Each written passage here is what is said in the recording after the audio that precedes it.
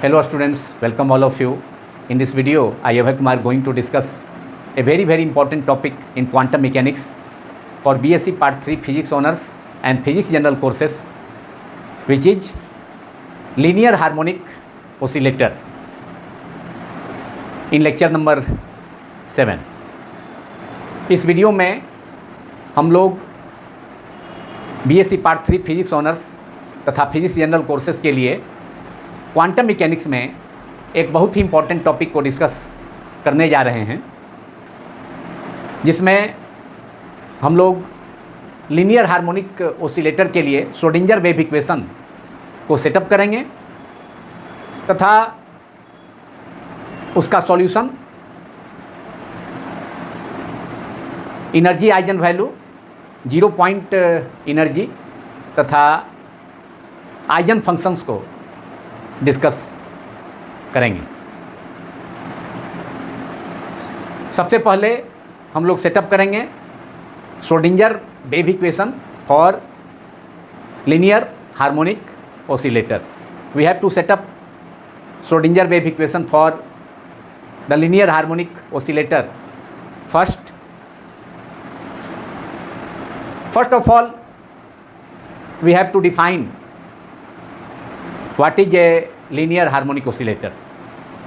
Write down: a point mass undergoing simple harmonic oscillations in one dimension due to attraction by a force proportional to the displacement x from the equilibrium position constitutes a linear harmonic oscillator.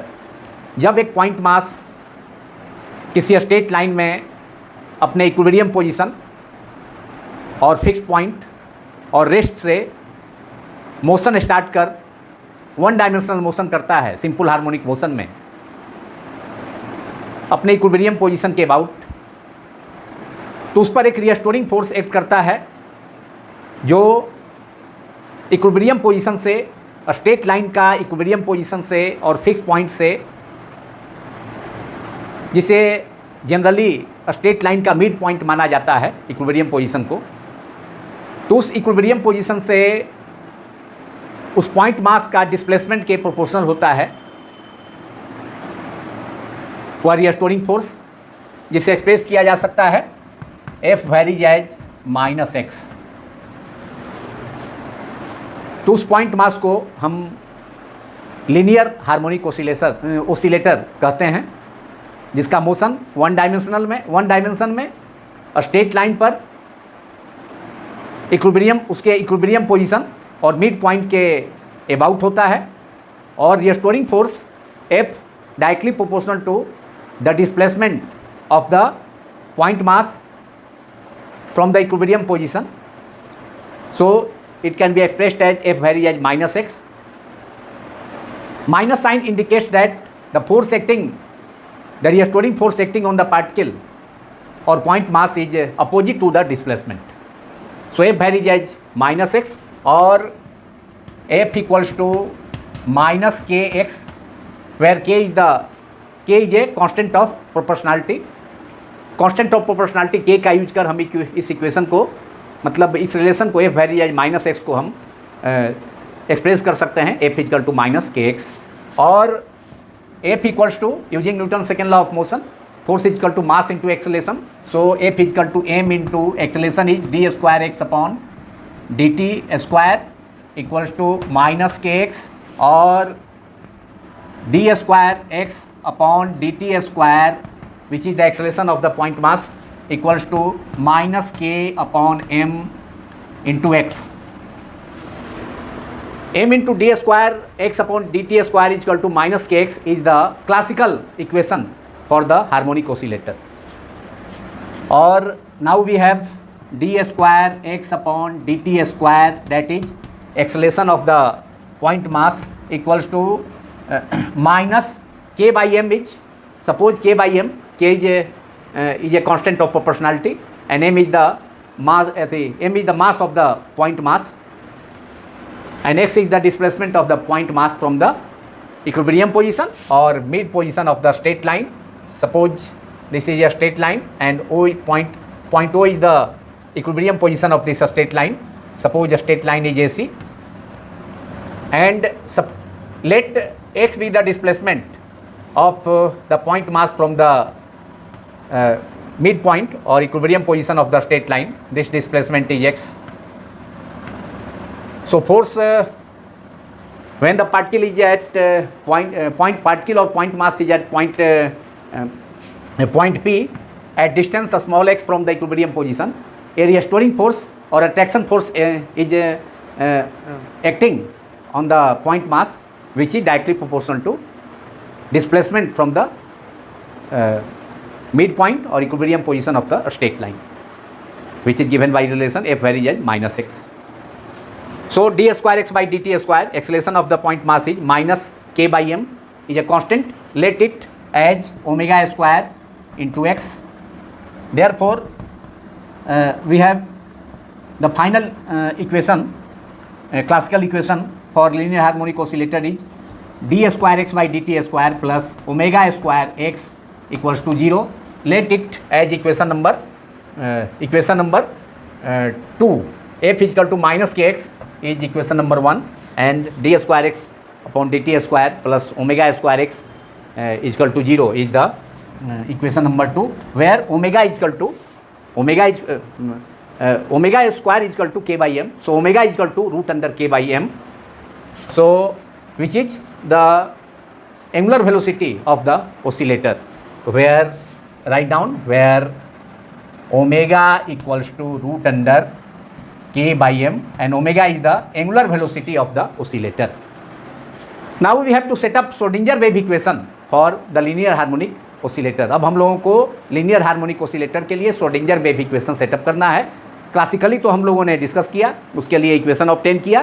Classical equation linear harmonic oscillator के लिए differential equation d square x by d t square plus omega square x equal to 0, जहाँ यू omega equal to root under k by m. अब इसका solution लिखा जा सकता है इक्वेशन नंबर 2 का.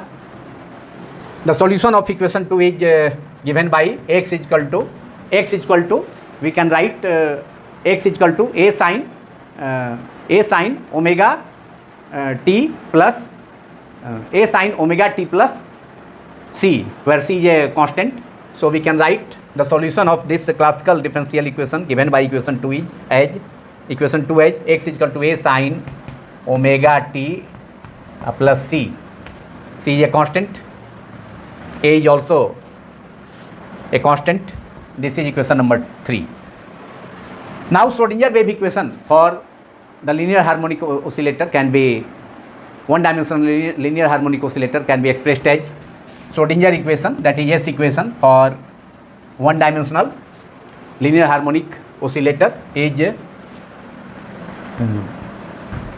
Schrodinger equation, S equation for linear harmonic oscillator is d square psi upon dx square. This is time independent Schrodinger wave equation for linear harmonic oscillator, which is d square psi upon dx square plus 2m upon h cross square capital E minus v. V is the potential energy of the oscillator, which is equal to half kx square. तो v को replace कर दिया इस equation में, half kx square bracket closed, psi is the wave function into psi is equal to 0. This is the Schrodinger wave equation, that is S equation for the linear harmonic oscillator, in which the point mass undergoes simple harmonic oscillation about the equilibrium position along the x-axis. Here potential energy V is equal to half, potential energy V of the oscillator is half kx square. Now we have to introduce a new variable. Let new variable eta, which is the product of alpha times x, where alpha is a constant. So let us introduce a new variable. Eta is equal to alpha into x. Eta is equal to alpha into x, so that we can write d psi. We have to obtain d square psi by dx square in terms of eta.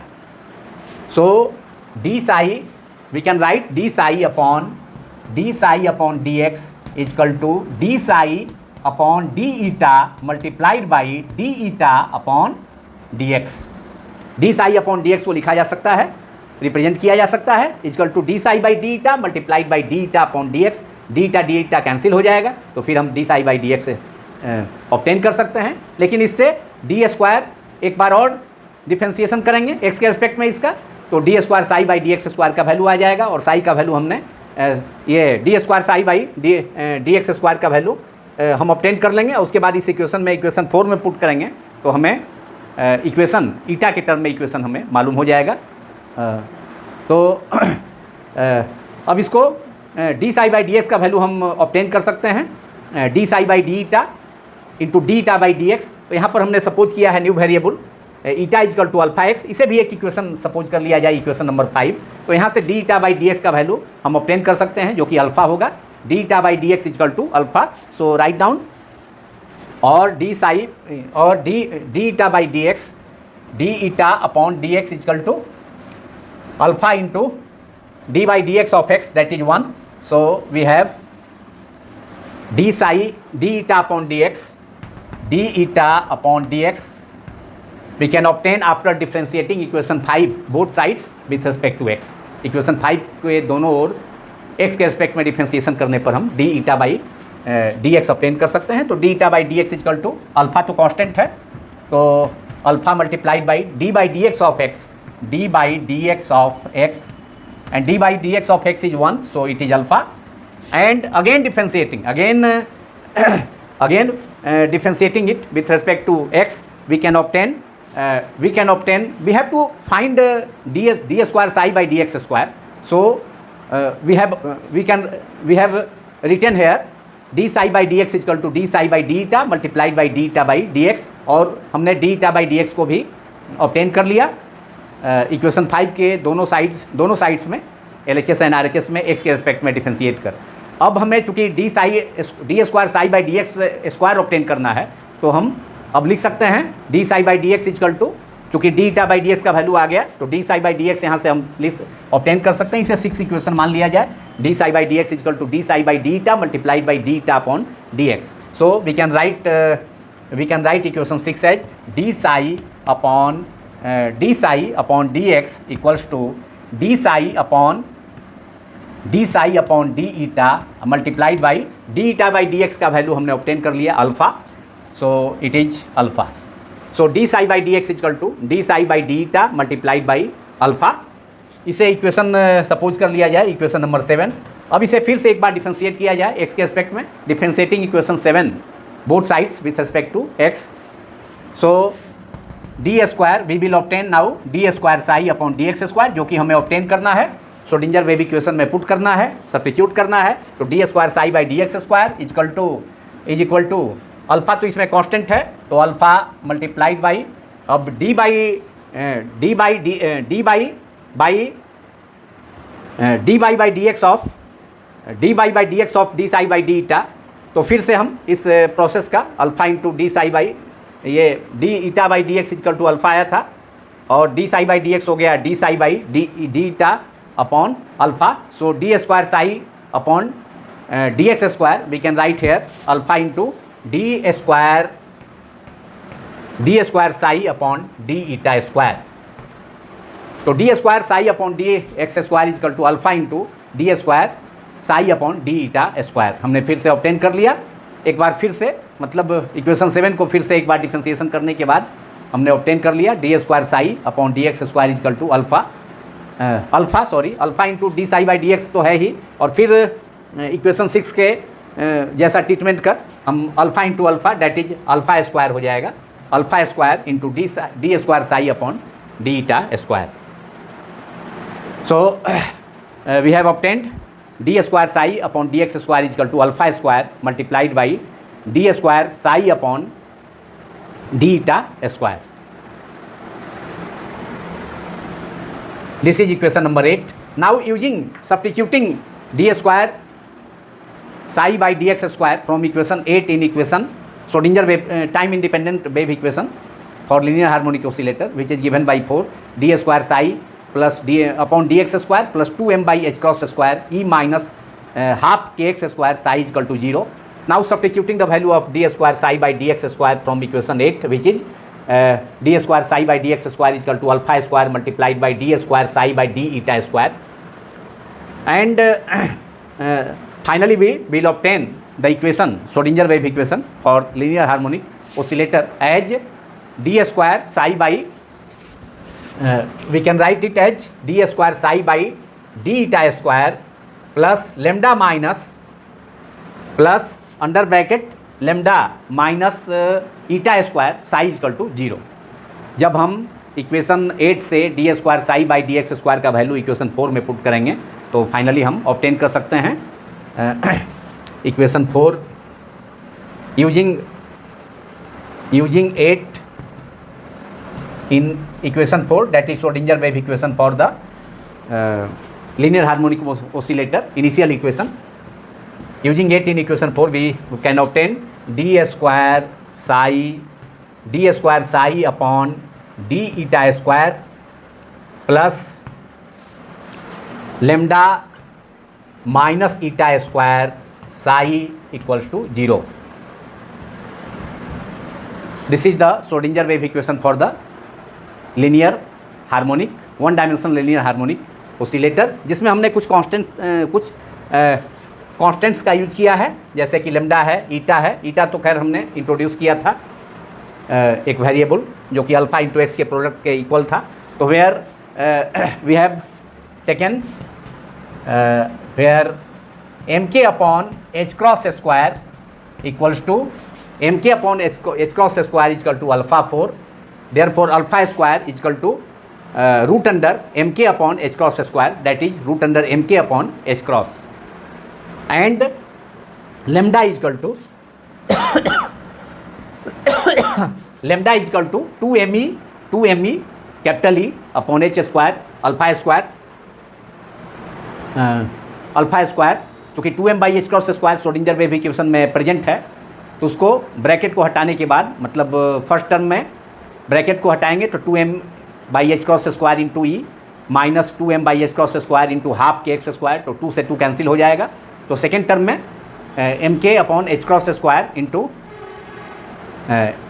X square होगा. तो उसमें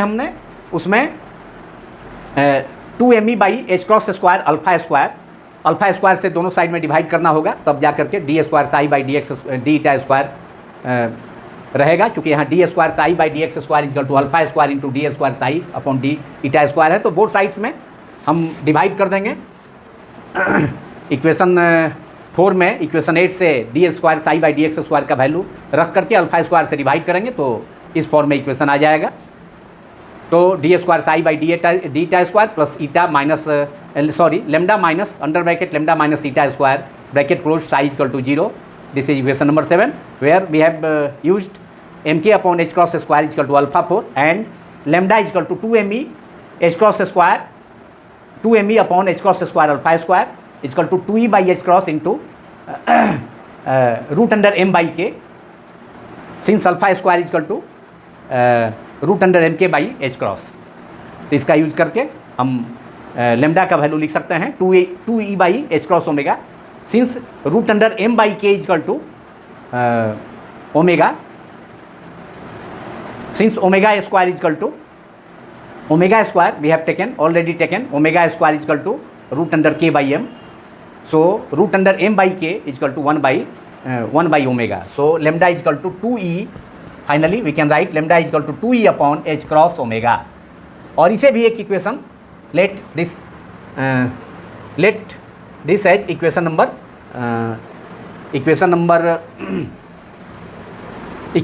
8 we have already obtained. So it was equation number 9, d square psi by d eta square plus lambda under bracket lambda minus eta square under bracket close psi equal to 0. Schrodinger wave equation for the linear harmonic oscillator. This is equation number 9 and this is equation number 10 in which mk upon h cross square we have taken is equal to alpha 4 and lambda is equal to 2e upon h cross omega. This is equation number 10. This is equation number 10. Now let us try a solution to this Schrodinger wave equation for the linear harmonic oscillator. D square psi upon d lambda d eta square plus lambda minus eta square bracket close psi equal to 0.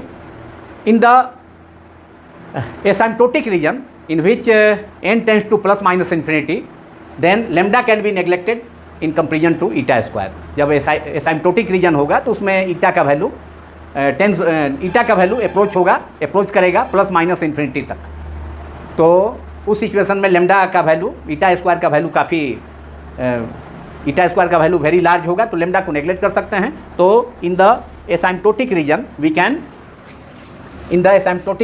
Can write equation 9, that is Schrodinger wave equation for the linear harmonic oscillator as d square psi by d eta square minus eta square psi equal to 0. Lambda को हम neglect कर सकते हैं ईटा square के comparison में.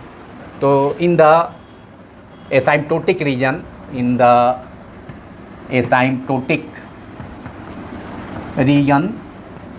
in which eta tends to plus minus infinity, we can write equation 9 Schrodinger wave equation for the linear harmonic oscillator as equation 9 can be written as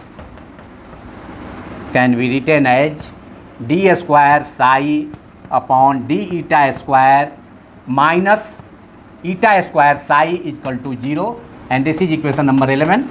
Now let us try the solution of this equation, this differential equation, which can be written as psi is equal to the solution of this differential equation given by equation 11. This differential equation is given by psi equals to h eta e to the power plus minus eta square by 2. Psi equal to इसका solution हो सकता है in terms of psi equal to e to the power plus minus eta square by 2, लेकिन psi equal to e to the power plus eta square by 2 वह काफ़ी large होगा. Psi equal to e to the power plus eta square by 2 becomes arbitrary large.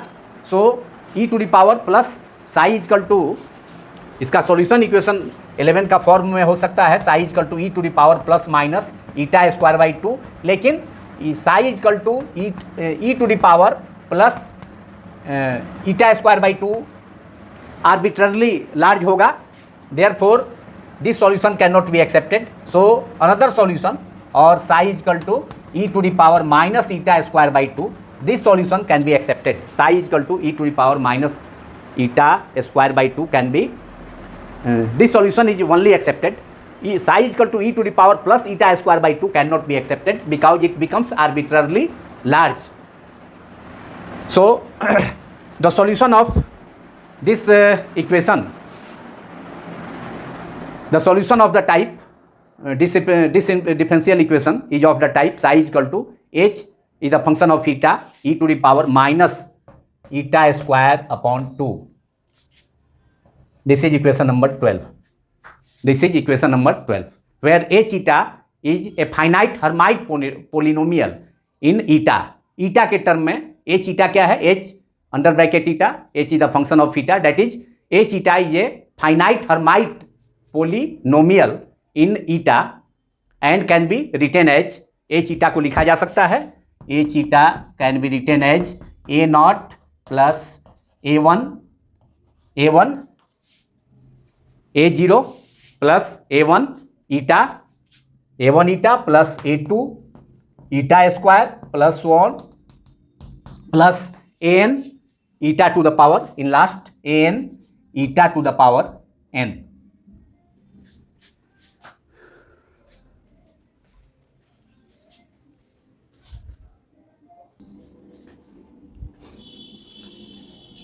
Now the differential equation for linear harmonic oscillator, which is d square psi by d eta square plus under bracket lambda minus eta square bracket closed into psi is equal to 0, that is equation number 9, can be transformed with the help of equation 13, which is the Hermite polynomial Hermite function in terms of eta, which is given by h is the function of eta.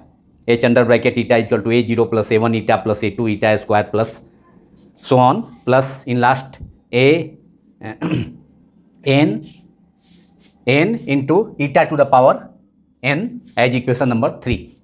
So differential equation given by equation 9, d square psi by d eta square plus eta minus lambda plus lambda minus eta square psi equal to 0 can be transformed with the help of equation 13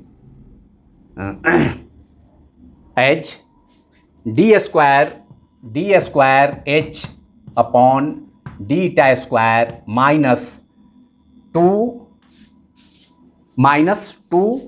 eta dh upon d eta minus 2 eta dh. h is the Hermite function, dh upon d eta, तो d square h upon d eta square minus 2 eta dh upon d eta, और in last term is plus lambda minus 1 into h is the function of eta plus lambda minus 1 h is the function of eta, h in terms of eta, h under bracket eta, and RHS is 0, and this is equation number 14. This is equation number 14. So this equation is similar to this equation, that is d square h upon d eta square minus 2 eta dh upon d eta plus lambda minus 1 bracket close and then lambda minus 1 under bracket into h under bracket eta is equal to 0. This is equation number 14, and this is similar to the Hermite equation. हमने equation 9 को, जो कि differential equation था, Schrodinger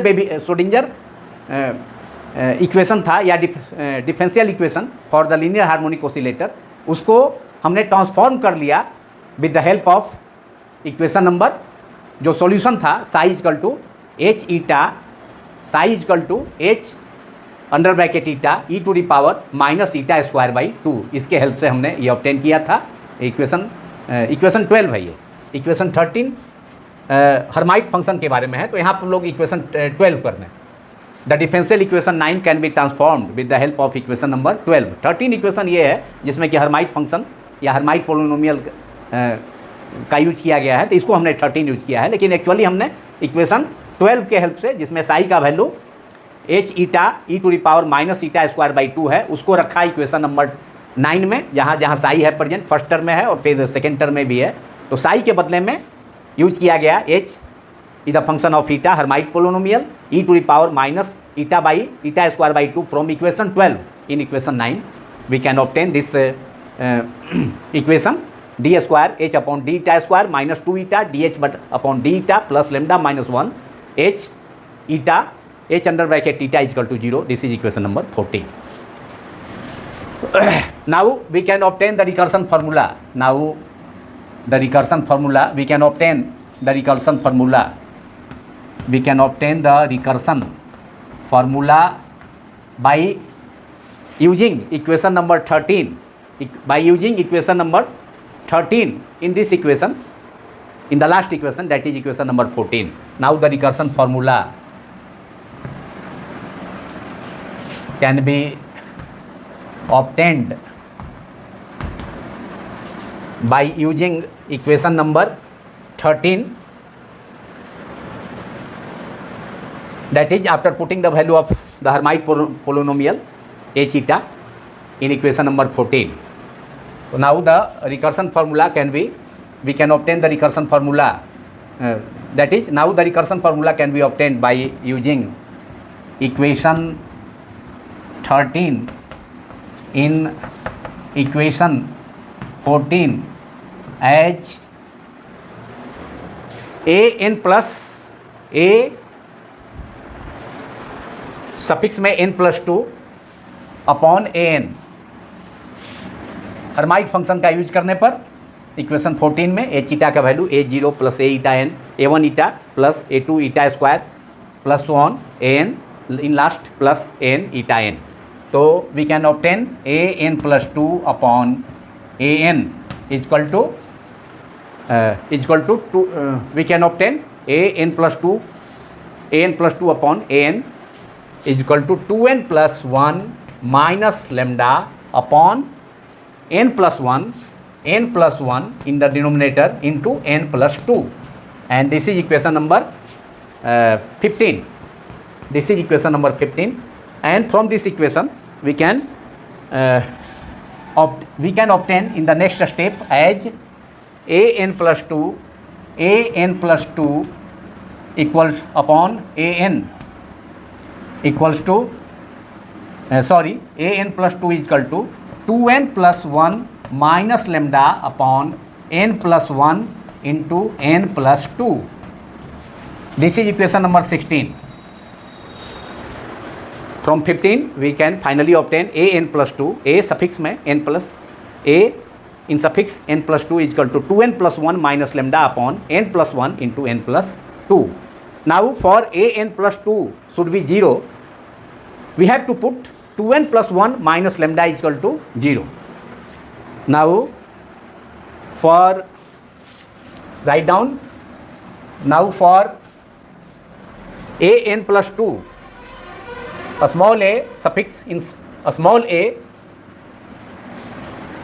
in suffix n plus 2, for a small a in suffix n plus 2 to be 0, numerator in RHS must be equal to 0. So we have for write down for AN plus 2 to be 0, that is equal to 0, we should take 2n plus 1 minus lambda must be equal to 0. 2n plus 1 minus lambda जब 0 लिया जाएगा RHS का equation 16 का denominator, तब जाकर के n plus 2 is equal to 0 होगा. And therefore lambda equal to 2n plus 1, lambda equal to 2n plus 1. This is equation number 17. और पहले भी लेमडा का वैल्यू हमने ऑब्टेन किया था. लेमडा का value already we have obtain lambda equal to, उसमें हमने लेमडा का वैल्यू ऑब्टेन किया था 2e upon h cross omega initially. Also lambda is equal to 2e upon h cross omega. Now we have to obtain the energy eigen value of harmonic oscillator. So write down eigen value, and from eigen value equation we will obtain eigen a 0 point energy of the linear harmonic oscillator. So we have already lambda is equal to 2e upon h cross omega. So equating both this equation 17 and the previous equation, we have already obtained lambda is equal to 2e upon h cross. दोनों equation का LHS lambda है तो RHS भी equation दोनों का LHS में lambda है तो RHS will also equal. So LHS same है लैम्डा तो RHS इक्वल हो जाएगा दोनों का. So equating both equations we have 2e heading they then energy that is eigen value of the linear harmonic oscillator. So comparing both equations we have that is lambda is equal to 2n plus 1 and lambda is equal to 2e upon h cross omega. We have 2e upon 2 capital E is the energy, h cross is h by 2 pi, h cross is h upon 2 pi, omega is the angular frequency of the or angular velocity of the linear harmonic oscillator. 2e upon h cross omega equals to 2n plus 1. Therefore E equals to E is equal to En, that is energy eigen value of the nth where n is equal to 0 1 nth energy level. So En is equal to En is equal to, we can write 2n plus 1 upon 2 h cross omega, and we can write here 2n upon 2 plus 1 by 2 अलग अलग separately. Therefore 2n upon 2 is n plus 1 by 2 h cross omega. and that is En equals to n plus 1 by 2 h cross omega, and this is the expression for energy eigenvalue of the nth energy level of the linear harmonic oscillator, which is En is equal to under bracket n plus half bracket closed h cross omega. इसे frequency के term में भी express किया जा सकता है, तो उसके लिए omega equal to 2 pi n, h equal to h by 2 pi, तो हम फ्रीक्वेंसी के रूप में भी एक्सप्रेस कर सकते हैं। En is equal to n plus half n plus 1 by 2 h nu, n plus half h cross omega को लिखा जा सकता है h न्यू के टर्म में भी। तो h cross equal to h by 2 pi, omega equal to 2 pi nu और 2 पाई n अगर रखें तो we can write En is equal to n plus 1 by 2 half bracket close h cross omega equal to n plus 1 by 2 into h nu, where nu is the frequency of the linear harmonic oscillator. This is the expression for energy eigenvalue equation 18 is. Now we have 0 point energy. Putting n is equal to 0 in this energy eigenvalue of the linear harmonic oscillator equation. अब heading the 0 point energy of the linear harmonic oscillator. So 0 point energy, we can write energy eigenvalue in terms of frequency as n plus under bracket En is equal to n plus half under bracket h cross is h by 2 pi, omega is 2 pi nu, that is h cross omega equals to finally ये angular frequency के term में हो गया और n plus half h new या frequency के term में हो गया, ओसिलेटर के टर्म में, frequency of the linear harmonic oscillator के टर्म में। This is equation number 19। Now energy eigen 0 point energy, कभी कभी इस लीनियर हार्मोनिक ओसिलेटर जिसे usually BSc part 3 physics honours तथा फिजिक्स जनरल कोर्सेज के यूनिवर्सिटीज़ के पेपर्स में, फिजिक्स के पेपर्स में यूजुअली पूछा जाता है, तो उसमें टेल में दे देता है व्हाट इज 0 पॉइंट एनर्जी या what is the significance, physical significance of 0 point energy. तो 0 पॉइंट एनर्जी के लिए हम एनर्जी आइजन वैल्यू के मतलब energy eigen value of the harmonic oscillator का जो इक्वेशन है, इक्वेशन 18 और 19, उसके हेल्प से ऑब्टेन कर सकते हैं। तो putting n is equal to 0 in equation 18,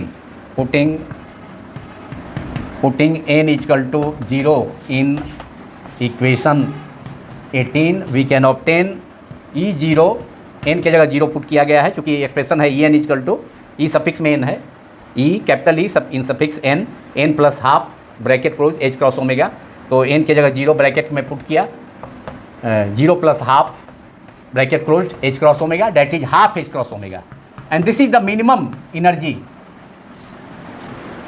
minimum energy that is energy of the ground state और the lowest energy state of the linear harmonic oscillator, and it is called 0 point energy.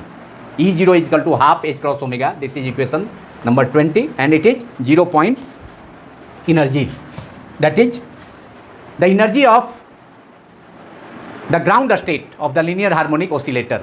That is the minimum energy, lowest value of energy of the oscillator is the lowest value of energy of the oscillator 1 by 2 h cross omega और 1 by 2 h nu. इसे लिखा जा सकता है 1 by 2 h nu, h cross का value h by 2 pi, omega का value 2 pi n put करने के बाद। तो this is the lowest energy of the lowest value of energy of the linear harmonic oscillator which is the ground state के लिए, which is the ground state energy of the linear harmonic oscillator which is not 0, it is equal to 1 by 2 h cross omega, that is half h new, it is not 0, but classically this energy is 0 because classically it is En is equal to nh nu. So it is 0 point energy of the linear harmonic oscillator.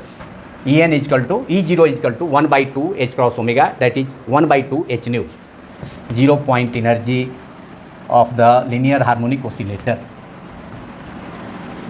which is classically it is not equal to 0. Classically it is equal to 0, but quantum mechanically 0 point energy is not 0, it is 1 by 2 h cross omega or half h nu. But classically this energy is 0. Classically, in classical mechanics, linear energy of the linear harmonic oscillator is zero in classical mechanics और classically E0 is equal to 0 because we have En is equal to classically the expression for energy eigenvalue energy expression for energy of the nth energy level is En is equal to nh nu। तो जब n is equal to 0 put किया जाएगा तो E0 is equal to 0, तो classically energy 0 होना चाहिए, जिसे हम ग्राफ से भी देखा रिप्रेजेंट किया जा सकता है। ग्राफ से हम देख सकते हैं डायग्राम से, जिसमें कि y एक्सिस के अलॉन्ग एनर्जी रखा जाए और x एक्सिस के अलॉन्ग डिस्प्लेसमेंट x। तो इसमें क्लासिकल जो कर्व होगा वो एकदम x एक्सिस को टच करेगा जब n इजकल टू 0। ये क्लासिकल कर्व है, n इजकल टू 0, तो एनर्जी भी 0 यहाँ पर टच कर रहा है, एनर्जी ये 0 के कॉरस्पॉन्डिंग हो गया। ये क्लासिकल आपका कर्व है, लेकिन 0 पॉइंट एनर्जी में एनर्जी होगा n इजकल टू 0 के लिए, n इजकल टू 1 के लिए इक्वल स्पेसिंग होगा 1/2 h क्रॉस ओमेगा का, इस ढंग से इक्वल स्पेसिंग होगा। मतलब E equal to 0, E0 is equal to half, ये E इजकल टू 0 है ग्राउंड स्टेट के लिए, equal to half h cross omega हो गया। जब n इजकल टू 0 है तो उसके लिए n इजकल टू 0 के लिए E0 is equal to half h cross omega, जो हमने ऑब्टेन किया है इक्वेशन 20 में। तो ये quantum mechanics, in quantum mechanics energy of the ground state of the linear harmonic oscillator is not 0, it is E0 is equal to half h cross omega. जब n is equal to 1 है तो उसमें E1 is equal to quantum mechanically it is 1/2, 1 + 1/2 that is 3/2 h cross omega. तो इसलिए linear harmonic oscillator के इस energy level diagram में यह देखा जा सकता है कि दो सक्सेसिव एनर्जी लेवल्स के बीच का जो इंटरवल है वह इक्वल है कितना से, हाफ h क्रॉस ओमेगा से। n is equal to 2 further for n is equal to 2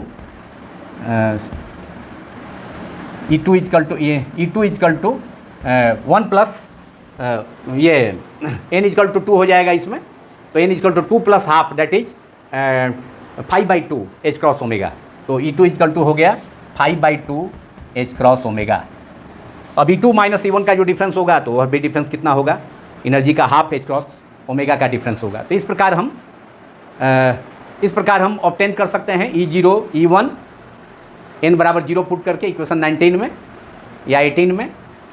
तो 0 point energy E0 is equal to half h cross omega या half h nu. n is equal to 1 put करेंगे तो E1 is equal to 3/2 h cross omega, उसके ऊपर वाला energy level, ground state के ऊपर वाला एनर्जी लेवल के लिए। फिर n is equal to 2 second energy level के लिए, उसके ऊपर का energy level n is equal to 1 के ऊपर का, तो वहाँ पर E2 इजकल टू हो जाएगा। हम ऑब्टेन कर सकते हैं कितना, 5/2 h क्रॉस ओमेगा। फिर n इजकल टू 3 के लिए E3 इजकल टू फिर हम उसमें n के जगह 3 पुट करेंगे, 3 प्लस हाफ दैट इज 7/2 हो जाएगा, 7/2 h क्रॉस ओमेगा। तो इस प्रकार हम रिप्रेजेंट कर सकते हैं एनर्जी लेवल डायग्राम को लीनियर हार्मोनिक ऑसिलेटर के लिए। यहाँ रिप्रेजेंट किया गया है, लेकिन क्लासिकली इस कर्व को रिप्रेजेंट किया गया है, जिसमें कि n इजकल टू 0 होने पर क्लासिकली हार्मोनिक ऑसिलेटर की एनर्जी भी 0 हो जाएगी।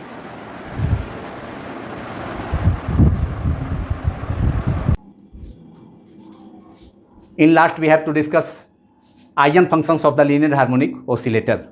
We can write harmonic oscillator wave functions as psi n under bracket x is equal to nn, that is capital N in suffix small n, nn e to the power minus eta square by 2 hn under bracket eta, where eta is a new variable which is equal to alpha x, we have already discussed.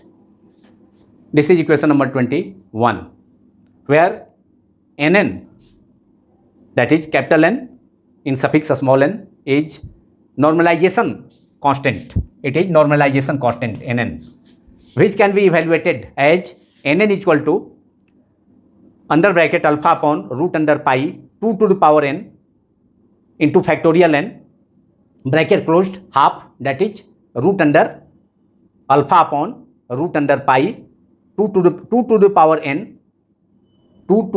n into factorial n.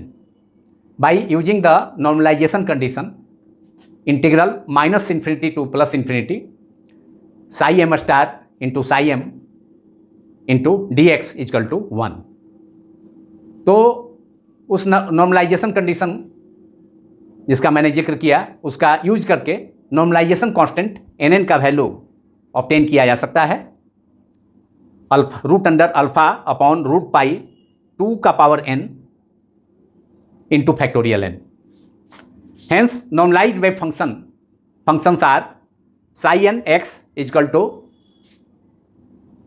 root under alpha upon root pi 2 to the power n into factorial n into e to the power minus alpha square x square by 2 into hn under bracket alpha x, where we have taken eta is equal to the variable eta is equal to alpha into x. After putting the value of this normalization constant Nn, which we can evaluate it by using the normalization condition, the normalized wave functions are represented by this equation, by equation number 23.